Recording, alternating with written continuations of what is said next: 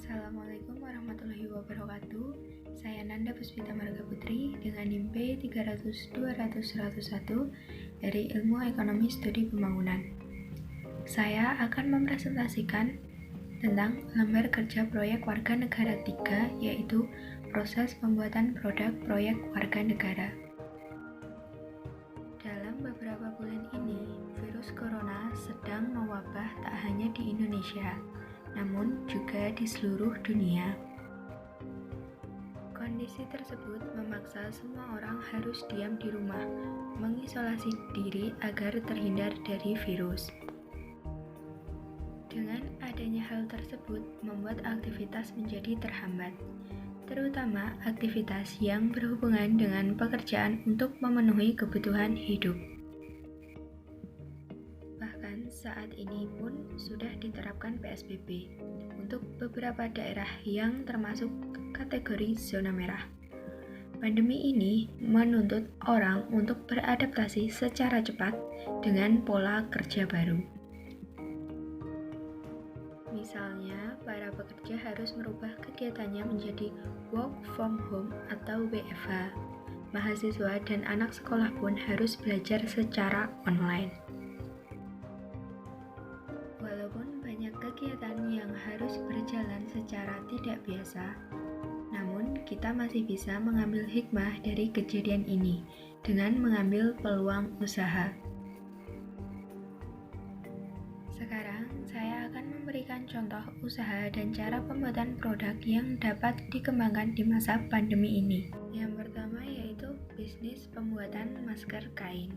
Meski masker kain tidak seefektif masker lain yang tersedia di apotek, setidaknya menggunakan masker kain cukup bermanfaat untuk meminimalisir penyebaran virus. Cara pembuatan masker kain. Siapkan alat dan bahan. Pertama, kain bekas. Kedua, gunting. Ketiga, benang jahit. Keempat, mesin jahit. Kelima, penggaris. Keenam, pensil. Dan yang terakhir, pita elastis. Langkah-langkah pembuatan masker kain. Pertama, buat 2 persegi panjang kain, ukuran 12 x 6 cm atau 11 x 5 cm. Kedua, jahit lapisan-lapisannya menjadi satu, lalu jahit tepi bawah. Ketiga, lipat lebih dari satu sisi. Mulailah menjahit kain sehingga karet elastis berada di dalam lipatan.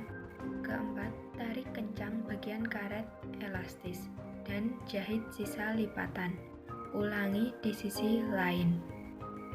Pastikan untuk melakukan backstitch atau menjahit beberapa kali di awal dan di akhir jahitan karena karet.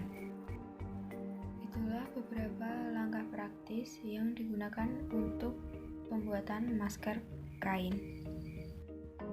Yang kedua yaitu bisnis ramuan herbal. Virus corona hingga saat ini belum ada obatnya.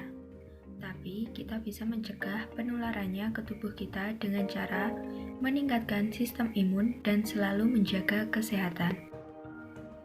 Di tengah pandemi, ramuan herbal alami yang mengandung bahan-bahan seperti kunyit, temulawak, jahe, kencur, dan daun sereh terkenal dapat meningkatkan sistem imun.